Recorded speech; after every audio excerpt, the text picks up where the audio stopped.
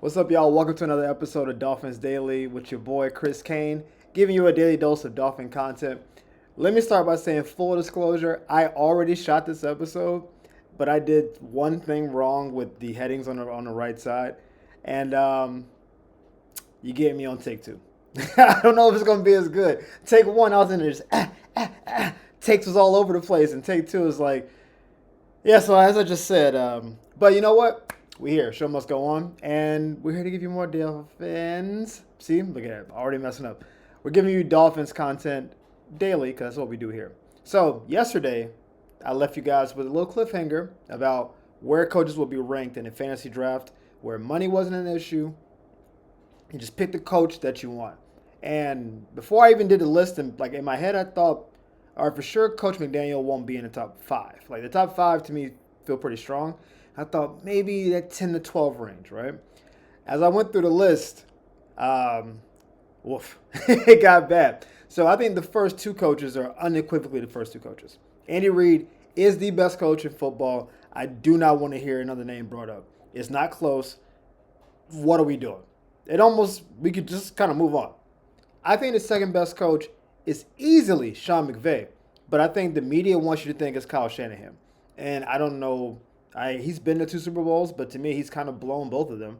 But they've had by far the most stacked roster until Philadelphia recently, with all pros everywhere, from McCaffrey to Trent to quarterback to Debo, like Bosa, Warner. Like they have a unreasonable amount of talent on that team, and they just haven't won one yet. Meanwhile, Sean McVay has been to two Super Bowls in the last 6 years and won one with, I think, a clearly worse roster. We got rookies all over this team playing well. I think Sean McVay is the second best coach. Now, 3 through 10, you can list them however you want. That's the Shanahan, LaFleur's, I think both Harbaughs, McDermott, Man Campbell, and Tomlin. I think those are the other 7 in the top 10. You can put them in whatever order you want. So I said, okay, let's say if Coach McDaniel was like maybe number 11, but then I saw Sean Payton, and I thought, I think Sean would get picked up first. Then I saw Nick Sirianni, which that may be a cup of tea thing. He's one of those dudes. You gotta keep an eye on Sirianni. Like, that guy's a little reckless, right? So Sirianni is another guy, and then Kevin Stefanski has 2 Coach of the Year awards. So I think he would almost have to be above just because he won it twice. It wasn't like a fluky year. So that means at best, Coach McDaniel will be 14. But then you got guys like Dan Quinn, whose team is in a conference championship after 1 year with a rookie. I don't know if Dan Quinn's a good coach. I know Jaden Daniels is that dude. But if you told me, hey, I think Dan Quinn, I can't really argue because ultimately you kind of judged on how far you take a team. And so you can tell me Dan Quinn. Todd Bowles has been to 3 straight playoffs. He's won a playoff game in 2 of those years. It's like, all right, maybe Todd Bowles. Like, I think Coach McDaniel's right there with Zach Taylor, but Zach Taylor's been to a Super Bowl. And I think that's because Burrow's that dude, mostly. But at the same time, you are the coach of the team. So Zach Taylor's been to a Super Bowl. He's won other playoff games, which means that if we're doing like a legitimate list, not Miami bias, I think Coach McDaniel is literally smack dab in the middle. I mean, like right at 16. I think he's right there. Because anybody below that, you get. Oh, I'm sorry, D'Amico Ryans. Ooh. Oh, that's not good. Okay, so maybe he's at 17. Because I thought 16 is perfect. And I was like, well, D'Amico's been to 2 straight playoffs and won a playoff game both years with a rookie quarterback and a second-year quarterback. All right. So I think you got to put D'Amico above. So I think Coach McDaniel probably is 17 on the coach list. Now, that sounds like you hate on the coach, whatever. It's not that. It's just they're all open seasons. Like you go to a basketball court, you start picking teams. The person you pick 8 might end up making 7 threes and winning the game, right? Dan Quinn might end up in a Super Bowl, and I think Dan Quinn is like the 14th best coach in the league. So I don't think Zach Taylor's that good, but he's been in a Super Bowl. So you don't have to be the best coach to make it. You have to be good for your team, galvanize the talent you have, and you can make it as that coach's number. But I think he's around 17. But again, let me know in the comments if you think he should be higher. I think some people might even drop him lower. You might have a couple guys like Gannon or Steichen or some of these other guys who you think are good, but they have lesser talent. And so it's hard to like gauge them based on like overall performance. But you think they're good coaches. So maybe. But I think 17 is a solid number. I would like to get him in the top 13, 14. But that will mean the Dolphins need to win a playoff game, which we have not done since the year 2000. Moving on. So we did a Chop Robinson segment a day ago where we said he was on the all-rookie defensive team, and we gave Chop his props.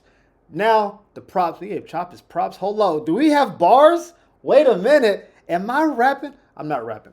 I don't have bars.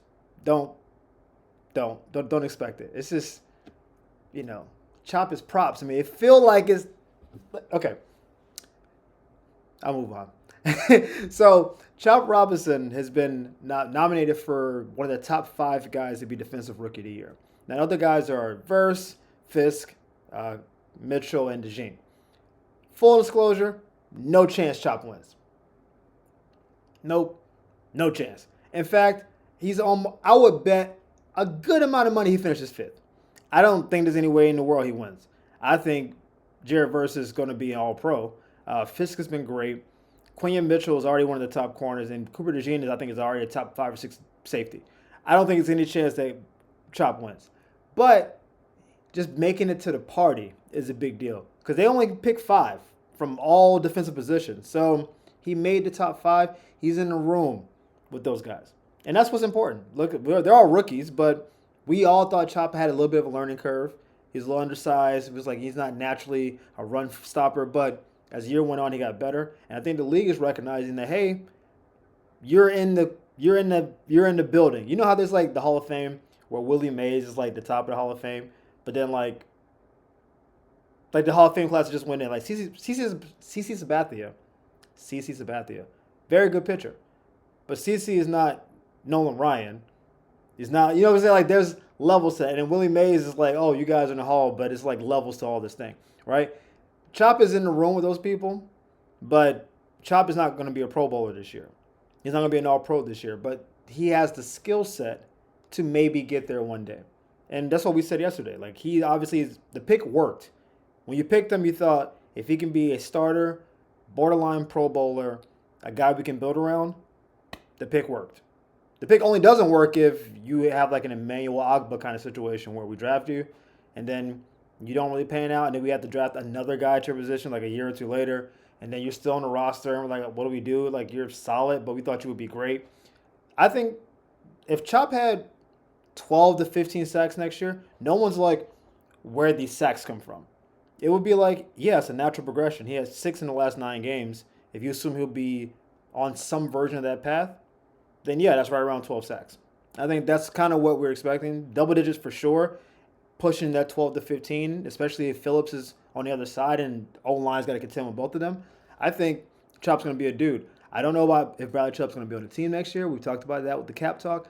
But if those are the 2 guys, then I expect Chop to ball. And honestly, competing for a Pro Bowl. Like, why not? Why not go for it? I know you're dealing with Myles Garrett and TJ Watt, and it's some monsters out there. But he should be pushing those monsters, and maybe – those guys have a down year. I don't expect TJ to have a down year, but, we'll see.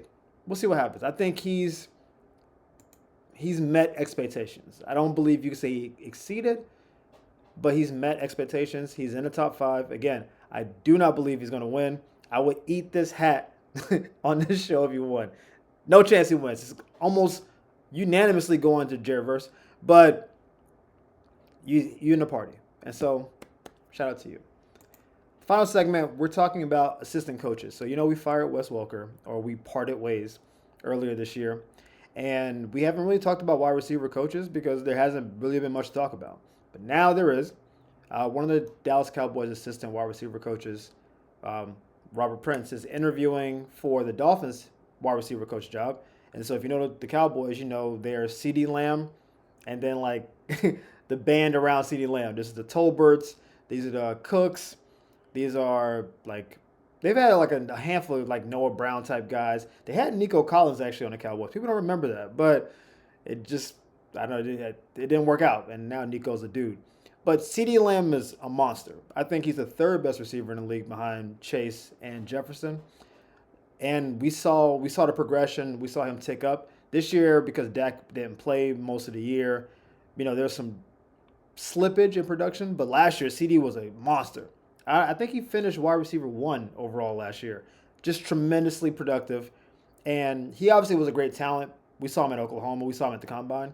But if Robert helped to cultivate that talent and make him get better year over year, then that would be fantastic. He's been a coach for 20 years. He's been with the Seahawks, the Lions, the Texans. He's been all around the league. He's an older person. He's 59 as an assistant. So he's an old school, experienced, tenured dude who's been with talented receivers. And if we can get any level of that CD juice, I like Tolbert, actually. I know he's not like a household name. I think Jalen Tolbert is a good player. And when I saw him last year, when they gave him a chance, he did well. And so I want to see not Tyreek and Waddle like ascend. I want to see Washington get better because those are the guys that you build your team around going forward. Like Tyreek's going to the year 10. He's like 31 years old. Like we should be phasing him out, and new guys should be coming in. And if you can get those younger guys to get you those, 60 catches, 700-ish, 600-ish yards, like that kind of thing. Like if you look at Washington, the Commanders, guys like De'Ami Brown, like Zacchaeus, like those kind of guys are not household names unless you are a Commanders fan. But when you watch them play, they get open, they catch the ball, and they got young McCaffrey coming up, who I guess will supplant one of those at some point. Scary Terry is that team's version, I guess, of CeeDee Lamb. And Terry's great, which is why he's the best receiver. But you can't just have one receiver. You got to have those 2 and 3 guys that get open, get catches. That 5 reception, 65, 70 yards a game guy, clutch. Because at some point, teams will take away your best target. That's how they are run. The reason the Cincinnati is so hard to stop is because they have 2 of those guys. And then they have Joe Burrow. So it's like, well, we can't double both of them.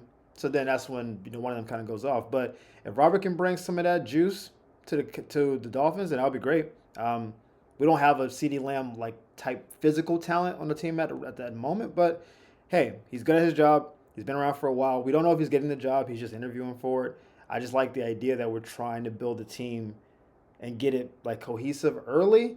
So as we go into the draft, we know who all the positions are. We know what we're doing. We can kind of draft for our coaches and then plan for the future and hopefully win a playoff game.